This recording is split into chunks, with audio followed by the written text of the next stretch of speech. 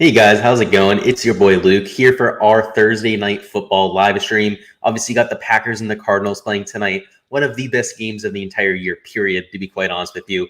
Probably could even be a NFC championship preview. So maybe going to see them one more time this year in the postseason. But with that being said, let's hop right into the picks here for this slate. And while I go ahead and bring up my projections, obviously we're in a dome this time around. So no need to go through weather, not going to be a factor like we've seen for some of the primetime slates of late. But starting here at the top, both these quarterbacks in a 50.5 point over-under, you're probably going to want to have access to. They have plenty of value on this slate as well. So fitting them into lineups is a lot easier than on most. I don't really like them at captain. You can see I'm going to have them in my pool at captain, but it's hard to swing the rest of your lineup when you do that. I mean, you're dealing with $18,000 for Murray, $17,000 for Aaron Rodgers. But if you can find a way to fit them in, I like a few lineups with those kind of permutations. So don't really want to, dwell on these two quarterbacks too much. To go ahead and play them here in the slate. So move on to a more interesting position here at running back. So for me, Aaron Jones at $9,000 is the best play on the entire slate. He has the highest floor of any player on the slate outside of those quarterbacks, obviously, but with a super high ceiling as well. And a lot of it comes down to Davante Adams not being in the lineup. Davante Adams was the highest targeted player in all of the NFL for the first 7 weeks of the season. And without Davante Adams and the small sample size that we have for Aaron Jones, he gobbles up over 22% of that target share. So for him at running back, he's already going to get a ton of touches and pure rushing attempts. But now we're going to see probably 7-8 passing attempts going his way. So for me, a 20.6 point projection. I absolutely love him on the slate. He is my preferred captain for the slate. Number one would be Aaron Jones. Number two is going to be DeAndre Hopkins, which is a change from our video early on in the week. We'll talk about that a little bit. Number three, Christian Kirk. And then I'd say those quarterbacks. So just give you an idea of the pecking order there. Aaron Jones, again, my favorite play on the slate. James Conner, I don't hate going to. The reason why I liked him so much last week, he ended up making my value plays video. If you guys saw that. It's because of the matchup. They were playing against a Texans team that we knew they were going to go ahead and stomp. That's not the case with this Packers team. This Packers team is expected to be extremely competitive tonight. That's why there's only in a 6.5 point total. In that Texans game, it was a 17 point spread. It was absolutely ridiculous, something we don't see very often, especially in the NFL level. So James Conner, he gets downgraded as a result. Obviously got a huge price increase because of the target share that he saw last week. Obviously ended up scoring 2 touchdowns. Don't expect that to happen this time around. For that reason, Chase Edmonds becomes a little bit more attractive. Typically, between these two running backs, Edmonds is the one that's priced higher, typically a good amount higher as well, 10 to 15%. But now that he's cheaper, he's coming in with a similar level of ownership. You can see coming in with a little bit more steam, which makes perfect sense. I mean, the guy should be priced higher than James Conner. And in a competitive game, he's going to get a lot more usage than somebody like Conner. They're going to be pass heavy. He's the better blocker of the two. He's also much better at running routes out of the backfield. It's a little bit more explosive. So I'd like going to Edmonds out of those two running backs. I'd say I don't have him as a captain play. I don't think he has quite enough usage to pay off there. If he ends up running in an 80-yard touchdown or something like that, sure, he might end up the optimal captain. But for me, if you're looking for cash plays, not a captain play there. But in a pure GPP sense, you could if you really wanted to take a chance on them. And these fringe running backs, I'm not in love with at all. I mean, A.J. Dillon, if you're going to play any of them, you could go there. He's going to get 8 to 10 touches in this game. So if he ends up breaking off a long gain, 30, 40 plus yard type of play, he can end up paying off that price tag. But again, a little bit of a home run type of threat. So in terms of a GPP, we'll say that he's in my pool at the very least. I haven't made all of my lineups as of right now. Probably somebody I'll put in 1 or 2 of my lineups, but not anyone I'm using as a foundational piece. Again, it's a little bit more of a home run type of threat that he brings to the table. At captain, you don't want to waste any of your exposure there.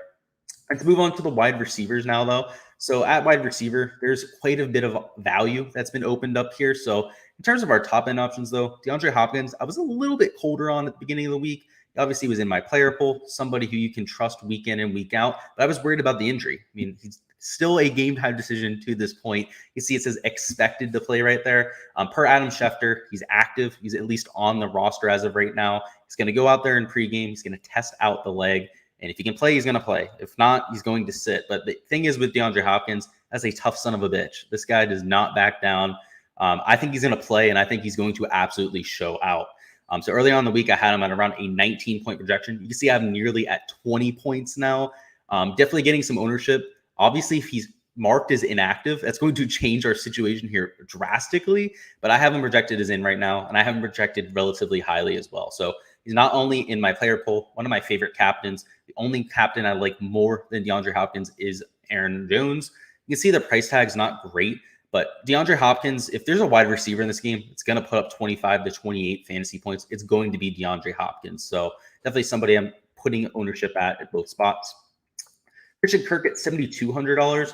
I'm not as bullish on the play. I would be a lot more bullish on it if Hopkins was marked as out.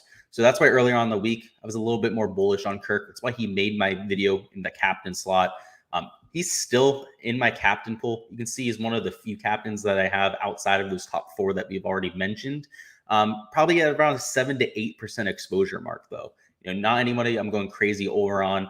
If DeAndre Hopkins is marked out, Christian Kirk becomes one of the best plays on the entire slate. So it is something that if we get news about 10, 20 minutes before the game starts that Hopkins is not going to be active, slam in Christian Kirk. Obviously, we're not going to have that news until a little bit later on. But just if you guys need to do anything to prepare for that, just boost Christian Kirk heavily if Hopkins is out. You can boost AJ Green a little bit as well. But the biggest beneficiary outside of Kirk would be Rondale Moore. Rondale Moore would instantly go from about a 30 to 40% snap share to right around a 60 to 70% snap share. And this is a guy who's extremely efficient. He's been one of the best players in the entire NFL after the catch, not just at the wide receiver position. He's been out gaining after the catch people like George Kittle, people like Travis Kelce, running backs like Najee Harris that are known for their power, everything like that. Rondale Moore has been more efficient. So I like any touches that he's going to get. As of right now, I only have Rondale Moore expected to get around 7 touches, and that was already considering that Hopkins was a little bit gimpy.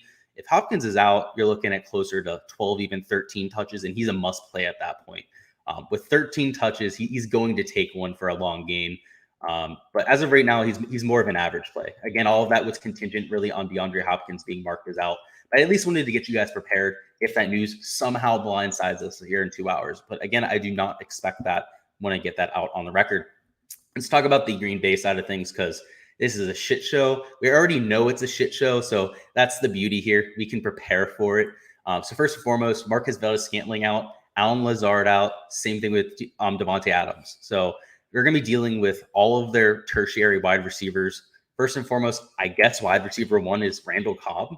He's a slot receiver. He's tiny. He's not somebody who's going to high point the ball. So sure, he'll be the quote unquote wide receiver 1, but I do not expect him to be playing on the outside. I expect him to live in that slot role like he has for his entire career. It's not like he can't play on the outside. I mean, he can run posts, that kind of thing, but this isn't somebody you're going to send on a fly route or anything like that. You're not going to send him on a fade. So again, while he's the quote unquote wide receiver 1, I don't think that his role is going to change all too much, aside from the fact that he's going to see some extra targets. So you can see I'm projected for 14.1 points. That's not astronomically higher than what we would have had him regardless of the situation. If we had all of those bodies active, probably would have had him closer to like a 9-point projection. If 1 or 2 of them are out, probably closer to like a 12, 13. So you can see he's not absolutely popping off the board, but is a great play. Hell, I'd even put him at captain at $2,000. And obviously $3,000 at the captain slot. You can play whoever the hell you want. You can play both quarterbacks. You can play Hopkins. You can play Aaron Jones. And probably still have $5,000 or $6,000 for another solid pick. So not the worst pick at the captain slot, particularly in cash. And this is something that a lot of people may consider a little bit contrarian, but in cash, when you have a very cheap captain, you're able to take just all the best plays on the slate. As long as that captain pick gets you 15 to 20 actual fantasy points, you are more than golden. You could take down a GPP with that type of lineup. But in cash, they're particularly viable. They have a high floor score in that kind of an instance. So wanted to mention that. Let's talk about these tertiary wide receiver options. Equanimus St. Brown. I do my best with that name. Do not ask me to say it again. He's only $600. He's going to be the quote unquote wide receiver 2. Probably going to be playing closer to the X wide receiver role. So more of like your quote unquote wide receiver 1 role. That is going to be St. Brown. He's a little bit taller than Cobb. He's not massive by any means on his own, but a little bit more of a deep play threat than somebody like Randall Cobb. So at $600, I do like him on this slate. I don't think he has enough upside to be the potential captain. If you're playing in cash, you could play him at captain for the same idea as what we said with Cobb. But Cobb is a lot more of a safe pick. Let's talk about Amari Rodgers and Malik Taylor. These are the other two wide receivers that I expect to get run in this game. Javon Winfrey, he was activated from practice squad today. He is going to be active for the Packers, but I don't even expect him to see any snaps. So he's on there just because he's active. If they end up giving him a snap or two and he catches some 80-yard touchdown, that kind of thing, is probably the only way that the Javon Winfrey guy ends up paying up. And it's Juwan. I didn't have the W in there. Let's talk about Amari Rodgers and Malik Taylor. A lot more relevant. So you can see Amari Rodgers is $400. Malik Taylor is $200. Taylor was activated from IR before this game. He's not been active for quite some time. So we don't necessarily know the role that he has on this team. He could very well be the Equanimous St. Brown of this team. He could very well be the Amari Rodgers. We just haven't seen that production to this point of the year. So he's a wild card and a half. We have no idea the kind of role he's going to play. Could be anything from the wide receiver 5 today, the whole way up to the wide receiver 2. So I like taking shots on him in GPPs as a pure flyer play. Amari Rodgers, a little bit more of a solid role. We know that this guy's going to be either the wide receiver 3 or 4 here. If Malik Taylor is a little bit higher on our list, obviously that would push Rodgers down to the wide receiver 4 position. But even as a wide receiver 4, you're going to see some snaps. You're going to have guys that come out of these 3 wide receiver sets for a break. They get dinged up or something like that. So at $400, he's not a safe play by any means, but just like everyone else on this Packers team, we don't know how it's going to shake out. I mean, we can take our best educated guesses. That's what we're going to do here. So none of them would be safe plays, but they all have extremely high upside. So if I was coaching the Packers team, I would play a lot of 2 wide receiver sets. And this is when we get into some speculation, right? This is an injury situation. We have to speculate at a certain point because we don't have a sample size with all of these guys out yet. In my opinion, you're going to see this team go to a lot of 2 tight end sets. I don't think you're going to see a lot of 3 wide receiver sets. I don't think you're going to see any no tight end sets or anything like that. You're going to see them rely on Robert Tonyan. You're going to see them rely on Mercedes Lewis. Both of those guys know the playbook. They're veterans of the system at this point, and they're more than adequate pass catchers as well. So for me, rather than going to those guys like Amari Rodgers, Malik Taylor, Equanimous St. Brown, I think they're going to try and stick to their veteran guns, right? Which means they're probably going to run the ball a lot more here. They're not going to be spreading the ball out as much. And when they throw the ball, it's probably going to be a lot of short passes. I mean, there's not really a deep play threat on this team. So Aaron Rodgers probably going to throw the ball an absolute crap ton here. They're probably going to run the ball a lot more than they used to. And the reason why I say they're going to run the ball more and pass the ball more is they're just going to throw shorter passes, right? They're essentially going to be an extension of the run game. So I'm not huge on either of these options. Again, I think they're a little bit risky, but they are at least going to see some playing time. Let's talk about the tight ends, though, because I think they're extremely intriguing. I think I'm going to be playing Robert Tonyan and Mercedes Lewis together in a ton of lineups. A lot of people try to avoid playing tight ends from the same team together, but it's going to be a different situation. You're going to see plenty of playing time for both of these tight ends. You're going to see them out there together. Again, I think probably 40, even 50% of the snaps tonight, you might see both of them play. So I like going to both of them. You can even go to Darrell Daniels, who is questionable. I'm not sure if he's active tonight. We haven't seen anything from any reporters on that yet. He would be their tight end 4 for that team. DeGuara is their fullback, actually. He's not a tight end. He's listed as a tight end by DraftKings. DeGuara has actually seen snaps this year. So if Lewis isn't playing, they could be going to DeGuara. And there is weird scenarios where they could actually play Darrell Daniels a little bit more. So Darrell Daniels is a little bit more of a receiving tight end than somebody like a fullback like DeGuara. But to this point of the year, in terms of snap share, DeGuara's had a lot more snaps than Daniels. So if you're going to take somebody at $200 at the bare minimum, probably DeGuara for me. I mean, people like Kyle Juszczyk, people like the guy Alec Ingold out for the Raiders, they get it done every once in a while, especially in showdown. They go out there, they get you that 1-yard touchdown. That's enough to pay off that price tag. And a lot of people try to shortchange that kind of prospect, but it happens a lot more than people expect. People are just afraid to take a chance on those kind of things. So this is a showdown. Showdown is extremely volatile. You're going to lose a lot more than you win, but you want to make sure when you win that you're taking home first place, not tied with a million other people. And taking guys like DeGuara and Daniels in maybe one of your 20 lineups or 2 of your 20 lineups or something like that is how you can make that happen. And again, 10%, 5% of your lineups in the end scheme of things is nothing. And it ends up paying off a lot more than that. Let's go down to the defenses with the Cardinals and the Packers. I am not huge in either of these defenses. I mean, we have over a 50-point over-under. You're essentially looking for a defensive touchdown for this to end up paying off. Again, we're in a dome. We're not going to be dealing with bad weather or anything like that. It's not like those other games where we saw tons of fumbles, tons of interceptions, that kind of thing. You're going to see a lot more polished affair, a lot more fantasy scoring. So for me, defense is probably not in play. If you wanted to take a flyer on them, they're not even going to be unique. I mean, the defenses on every slate these days are getting 20, sometimes even 30% ownership. So it's not like playing them is going to make you unique. So I think that's a myth of showdown. People think that playing a defense or playing a kicker makes you extremely unique. It doesn't. Look at our projected ownership numbers down here. Matt Prater, 20.6%, 22.9% for Max Crosby. So how unique are you really being using those players?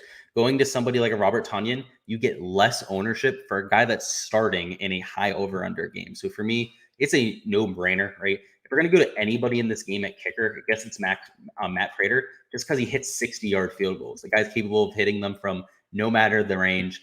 They're in a dome. He's also the more expensive of the two kickers, which would seem a little bit counterintuitive. As a result, he's coming in with lower ownership. You guys can see that here in our projections right there. And that's the case for literally every showdown slate. When you're evaluating kickers, and this is completely, it makes perfect sense. It's completely logical to say that kickers are probably going to project right around the same number. You never know when they're going to go off. It's a kicker, right? They're not going out there getting you different usage rates or anything like that. It's completely up to the offense. It's not up to them on their usage rates.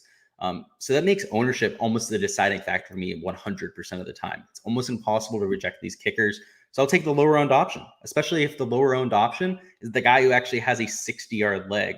And especially if he's not Mason Crosby, who's a complete shit show right now. He's missing like half of his field goals this year. So I don't like Max Crosby either. The guy missed like 4 field goals in a row against the Bengals earlier this year. Made it completely unwatchable. If you guys remember that game, he ended up kicking the game-winning field goal, but after missing like 3 straight field goals. So not exactly my favorite play there. So that's it for the projections. I'm going to go ahead and talk about a few game flows, and then we'll go ahead and get out of here. So in terms of game flow, I'm talking about different game scripts that can happen tonight. And anytime you're building lineups, I think you should always have a game script in mind. If you're making lineups just based on median projection, all those projections that you saw there on the Patreon page, those are my median projections for these players. You're not going to win a GPP. Everything is very situational, particularly when you're dealing with a one-game slate. There's a ton of correlation that goes on. There's a ton of negative correlation as well that you need to try and avoid. So for me, and there's a lot of game theory involved as well, we really got to keep these scripts in mind. So first and foremost, the chalk script, what most of the builds tonight are going to revolve themselves around, is going to be a Arizona onslaught, a 4-2 split between Cardinals to Packers. You're probably looking at Aaron Jones being one of those Packers that people take, and then one of those value options. And then stacking up, maybe Kyler Murray at captain. They're going to try and fit in Hopkins. If they can't fit in Hopkins, they'll use Kirk and then somebody like a Green. And a lineup like that in terms of median projection is going to look awesome. The problem is it's going to be duplicated with 100, probably to even 1,500 people if you're in one of the larger field GPPs. And it doesn't matter what type of combination that you use. That build in general is guaranteed, even with salary left on the table, to be duplicated tonight. I guarantee you there's no combination that you could possibly make instead of using people that are just inactive to make that unique. So for me, not going to be the type of build that I'm building around. Tonight, I think the Packers have a legit chance to keep this competitive. They are one of the best offensive teams in the NFL. They got off to a little bit of a rough start. I think Arizona's getting a lot of sticker shock with their undefeated record. I mean, the fact that they're undefeated is giving people a lot of, just putting a lot more attention behind that team, right? If they had one loss to the record, if they were 6-1 or something like that, we wouldn't even be talking about that in the same type of breath. There's plenty of 6-1 teams out there. So for me, I think the game stays a little bit more competitive. And in this type of game scripts, you can either play a 4-2 Packers or even a 5-1 Packers and get an extremely unique build. People aren't going to go to that type of thing. So you're talking about playing potentially Aaron Rodgers at captain. You're going to have plenty of salary to spend with all of the cheap options from this team. You can play Robert Tonyan. You can go to somebody like a Randall Cobb. And then again, mix in maybe 1 or 2 more of those value options. Somebody like a Mercedes Lewis. You could go to an Equanimus St. Brown. You could go to a Malik Taylor and hope that they get some run, and then run it back with a DeAndre Hopkins or run it back with just a Kyler Murray. Those kind of lineups are going to be extremely unique. They're also going to be projecting relatively high in terms of their median projection. And I think it is more than feasible tonight that the Packers keep this a close game. Again, a 6.5 point spread. It's not like Vegas has this as a shootout or anything like that. It's not like Vegas thinks this is going to be a 3 or 4 touchdown game. I certainly do not think that's going to happen. So that's what we've got. I'd say another game script that you could go to if you really like the Arizona side of things, you think they're just going to put up crazy numbers tonight. You don't want to avoid it. How can you make a lineup like that and stay relatively unique? In my opinion, it first and foremost, You could probably try to do a 5-1 split between the Cardinals and the Packers. And then that's when you might want to try and hack on something like a kicker or something like that, right? Hack on Matt Prater, hack on an Aaron Jones, and then take one of those super, super cheap Packers options. And Malik Taylor, that kind of thing, that's going to be sub 5% owned. That might be a decent way to try and get a unique build. So if you want to go the Arizona route, that's what I would do. But that's all we've got here for this live stream. I appreciate everyone that was able to stop by. If you guys have any questions, if you're watching the replay, go ahead and put them down in the comments. I will get back to them as soon as I can before lock. But good luck with all of your lineups for tonight. And